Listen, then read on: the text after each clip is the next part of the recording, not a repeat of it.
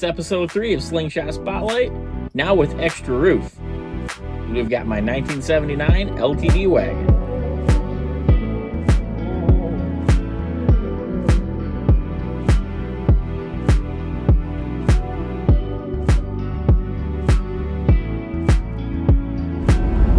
So after selling the Lincoln, I was scrolling through Facebook Marketplace looking for something different and had my eye on a couple vehicles, throughout a couple lines, but nothing really come about. And then I come across this one. I was down in Akron, Ohio, and ended up talking to the guy. We worked out a deal. So my dad and I actually hopped in his pickup one morning, drove all the way down to Akron, met with the guy, checked out the car, and then I drove it all the way back. 5 hours on the expressway at 80 mile an hour. The thing ran like a champ. A couple little hiccups, but overall an awesome drive. And for a while, honestly, that was about all I drove it, because it was about November, towards the end of November when I got the car, so that was kind of the end of our season. So this is about now one of the first times I'm getting it out. So this car is what I believe will be called an LTD Model S wagon, which is kind of a standard base model. Your top of the line would have been something like a Country Squire, which very similar car, would have had the wood paneling on the sides and would have had a little bit different grille and headlight setup.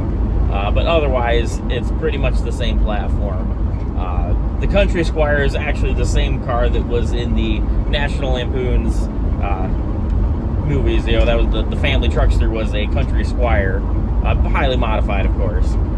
But this would have been just a base model here, and this one's got all the roll-up windows and the power nothing. So, but it's kind of nice. That's less things to go wrong.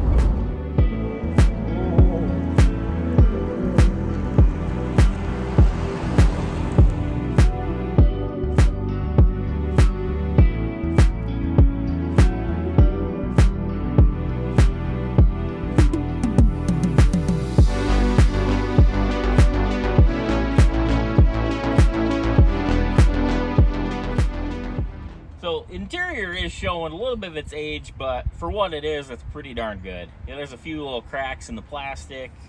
The headliner obviously needs replaced, but otherwise it's in pretty good shape. And there's nothing crazy special in here. Obviously the interior is all red, but it's got a factory AM/FM radio. There is no power windows, no power locks, no extra gauges, nothing crazy. It's just a real standard usable car. So the tailgate on this thing is really cool. You can open it one of two ways. Either you can open it up like this, kind of your standard side opening deal, or if the window is down, you can reach in here, open it like a regular tailgate. Makes hanging out on a tailgate pretty easy. Now if you had a Country Squire, back here in the very back, you could open this area up and there would actually be two seats that, when you fold out, would face each other. This being a base model doesn't have that option. Just has a big kind of compartment area here. But those seats could be added. Get the right seats and brackets and weld things together. So I might do that. We'll see.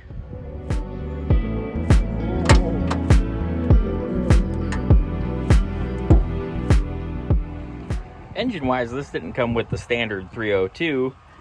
This actually got the upgraded 351 Windsor, which is pretty cool. A few more extra cubic inches. I haven't done a whole lot to it other than swapped out distributor and coil and threw on a carburetor that I had sitting on my shelf. But we're going to kind of clean things up, get rid of some of the unneeded stuff, and make this engine bay look nice. Eventually, we're going to probably do something with this 351 and make a little more power.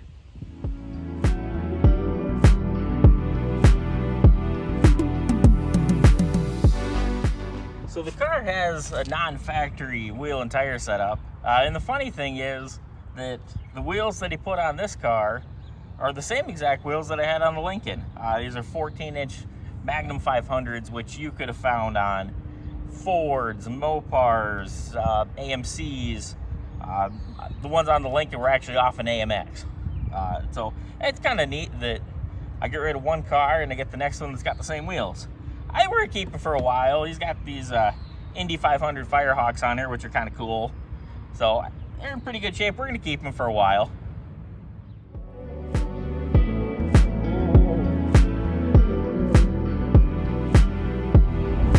Something that's cool about this car too is obviously it's got a lot of room back there. So this is prime candidate for a road trip. Which I think the next one we got planned would be St. Ignace Car Show here at the end of June. So can't wait. I think we're going to cruise up 23 again and have some fun like we did last year.